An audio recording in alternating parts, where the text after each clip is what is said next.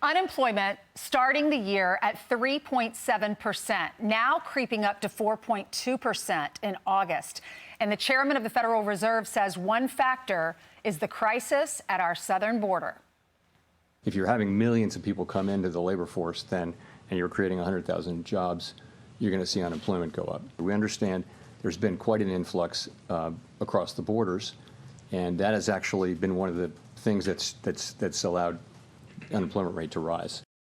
Joining us now is co-host of the Big Money Show on Fox Business, Jackie DeAngelis. Good to see you, Good morning. Jackie. So why do you think he said that? I mean, he's basically admitting because our southern border is open, they're taking jobs from Americans. This was so interesting that he added it in there. Let me start by saying, Ainsley, I think he cut rates by a half a point because the economy is in worse shape than most people understand. I think he has access to data points that we don't necessarily see, and he's threading a needle and saying, I needed to cut not 25, but 50, and I needed to do it now. Not necessarily playing politics, because if he was playing politics for the Harris camp, he wouldn't have said this. So you think about just doing some simple math. How many people have come into this country? Let's use the CBO number. They're saying 9 million workers have come since the end of 2020. So we know it's more than that, but use that number, divide it by the amount of time that Biden and Harris have been in power, and that's roughly 200,000 people who are coming in every month. We're not creating that many jobs. Right. And so ultimately you realize the people who are coming over are usurping jobs from Americans. There's extra data that indicates that. We see it in the unemployment reports. And the Democrats love to say, we need the immigration. We need these workers to come into our country.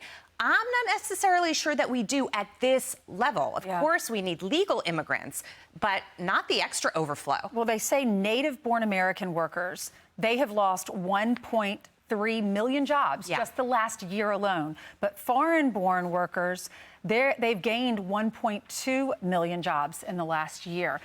Are these illegals, or are these people that were born and now they're here legally? We don't know, do we? We don't know. And I don't know if Jerome Powell knows. And that's why it's so hard to put the pieces of this story together. But what those statistics tell you is that native-born Americans are losing jobs, and they're losing them at a fast clip. And so ultimately, you think about what we're doing here with the ratios and the proportions of how many people are coming across the southern border illegally. And it's really mind-boggling. You guys had an amazing conversation all morning long about communities and their resources and the education system and law enforcement, how everyone is being overburdened. It's not just along the southern border, it's everywhere now.